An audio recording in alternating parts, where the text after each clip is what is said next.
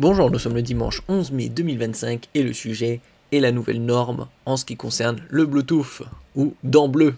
C'est la connexion sans fil pour les objets comme type casque sans fil et autres, également souris, clavier.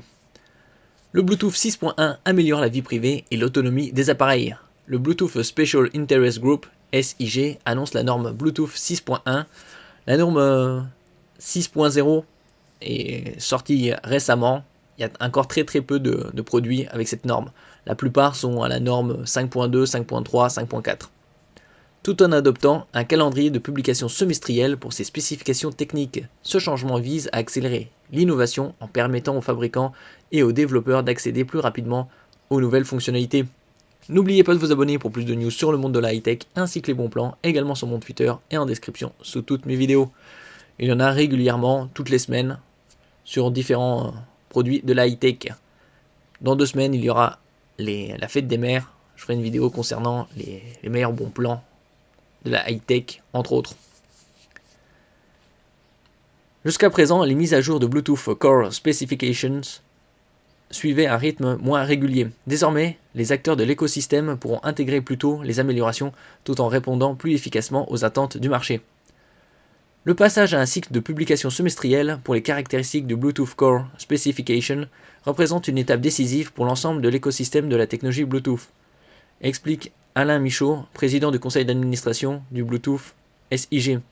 Cette nouvelle cadence permettra aux développeurs et aux fabricants de bénéficier plus rapidement d'améliorations et de fonctionnalités incrémentales, ce qui stimulera l'innovation et les aidera à répondre aux besoins évolutifs du marché avec une plus grande agilité. Et donc la prochaine norme, 6.1, se dévoile. La première version concernée, Bluetooth Core 6.1, est parue cette semaine. Elle inclut notamment les adresses privées aléatoires, résolubles, une fonctionnalité destinée à renforcer la confidentialité et l'autonomie des appareils. Voici les 2 principaux avantages du Bluetooth 6.1. Amélioration de la confidentialité de l'appareil. La modification aléatoire des adresses rend beaucoup plus difficile pour les tiers de suivre ou de corréler les activités de l'appareil au fil du temps. Ça donc, au niveau sécurité, un pas en plus. Amélioration de l'efficacité énergétique. La fonction des adresses privées aléatoires, résoluble pour le Bluetooth, décharge le contrôleur de l'opération de changement d'adresse, ce qui permet d'économiser la batterie. Donc davantage d'autonomie en ce qui concerne souris, clavier et écouteurs casque. En parallèle, le Bluetooth SIG a ajouté un guide détaillant les fonctionnalités, profils et applications pris en charge. L'objectif est d'harmoniser la communication entre les acteurs du secteur et éviter les confusions. Ici, on peut voir par exemple un dossier qui est paru récemment, il y a un mois.